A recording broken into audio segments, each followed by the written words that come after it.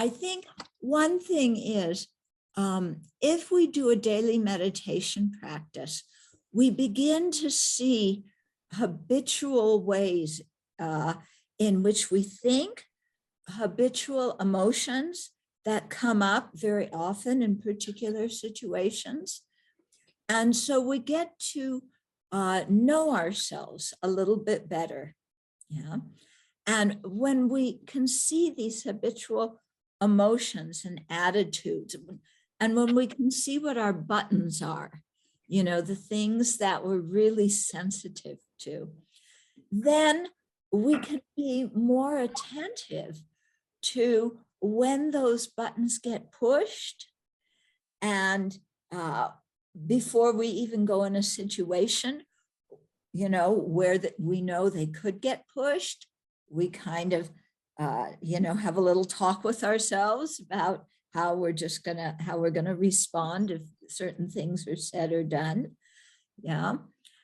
So this really helps a lot, I think. So that's one part of the equation. The other is, in Buddhism, the Buddha taught many antidotes to our afflictions. You know, how do you handle anger? How do you handle greed? How do you understand resentment? You know, what do we do when our mind is really selfish and grasping and, you know, inconsiderate? So the Buddha gave all sorts of teachings like this. And if we study those teachings and then practice them in our daily meditation, then we're cultivating new mental habits. Yeah. And it takes time and practice to develop these new mental habits, but it's very, very useful when you do. And because you learn to change how you think and how your emotions operate, you know, because a lot of our emotions are based on things that are not very reasonable when we look at them.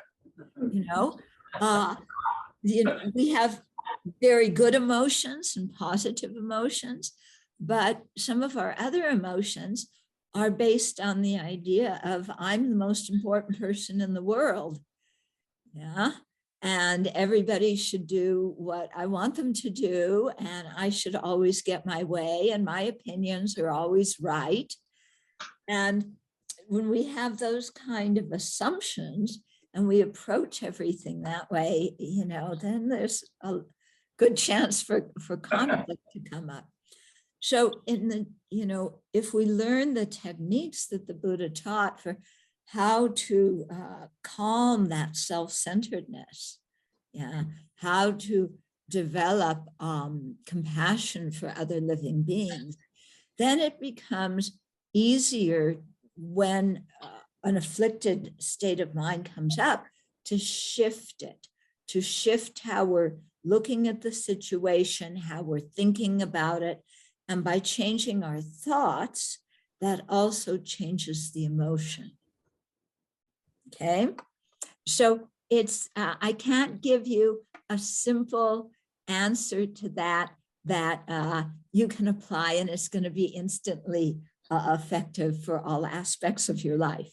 But what I can tell you is that there's definitely a path, and if you engage in that and learn about it and practice it, then you experience the results. I mean, Shantideva is fantastic. His Holiness has a book called Healing Anger that's based on that chapter in Shantideva. And I have a book called Working with Anger that also, you know, speaks of those same techniques. And it's, yeah, it's really effective. This is what I meant when I said there's so many kinds of Buddhist meditation. It's not just sit down and watch your breath or, you know, observe what's happening around you or emptying your mind or anything like that. It's really mind, it's training your mind. Yeah, it's training your mind and helping us to become the kind of person that we want to be. Yeah. instead of the person that just blurts out in anger,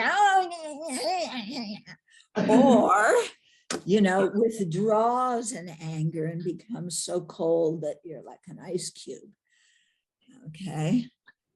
So many aspects of the practice like that.